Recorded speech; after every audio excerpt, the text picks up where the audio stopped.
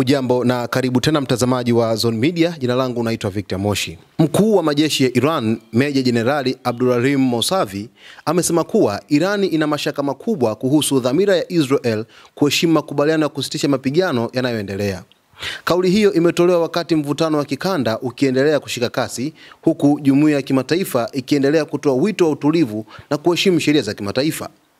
Akizungumza kwa njia ya simu na waziri wa ulinzi wa Saudi Arabia, Khalid bin Salman Al Saud, Jenerali Mousavi alisema kuwa Israel imeonyesha mara kwa mara kutoheshimu mikataba ya kimataifa na hivyo Iran haiwezi kuwa na imani na ahadi zake. Alisema, kwa kuwa tuna mashaka makubwa juu ya uaminifu wa adui wetu Israel, hususan kuhusu utekelezaji wa makubaliano ya kusitisha mapigano, tuko tayari kutoa jibu kali iwapo wataendelea na uchokozi wao, alisema Mousavi kwa mujibu wa taarifa ya shirika la habari la Tasnim.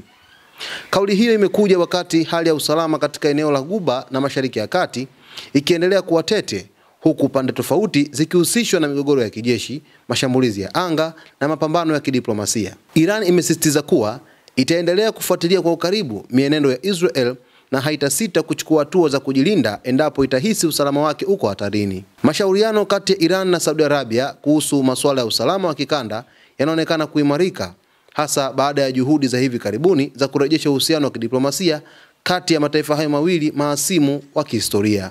Mtazamaji wa Zone Media, taarifa hii inazidi kuibua utata na kupeleka hofu kwa wananchi wa nchi ya Iran na nchi ya Israel, na hii ni baada tu ya nchi ya Irani kutilia mashaka makubaliano ya Israel kwenye dhamira yake ya kusitisha kwa mapigano katika nchi hizo mbili. Na huyu jenerali mkuu kabisa ambaye ni mkuu wa majeshi wa Iran kwa hivi sasa, ambaye ni Abdulrahim Mousavi, ametilia mashaka kwa kiasi kikubwa kutokana na tabia ya Israel kutoheshimu makubaliano ambayo yamekuwa yakiingiwa makubaliano ya kimataifa. Hii inaonyesha wazi kwa kile ambacho Israel amekifanya katika ukanda wa Gaza, ambapo mapigano yalisitishwa kwa zaidi ya siku 60, lakini Israel hata siku 60 hazikufika. Kupitia waziri mkuu wake Benjamin Netanyahu na mkuu wa majeshi Eyal Zamir wakaanzisha tena mashambulizi katika ukanda wa Gaza hadi hivi leo. Lakini vile vile hata makubaliano ambayo yameingia na Hezbollah pale Lebanon, bado mara kadhaa zimeonekana droni zisizokuwa na rubani zikishambulia kusini mwa Lebanon. Kwa hiyo kuna mashaka kutokana na hiki ambacho amekizungumza mkuu huyo wa majeshi wa Iran, Meja Jenerali Abdulrahim Mousavi. Mtazamaji, sisi kama Zone Media kwa ukaribu kabisa tutaendelea kukuletea kila habari ambayo inazidi kutokea huko Mashariki ya Kati, ambapo hofu ikizidi kutanda katika eneo hilo.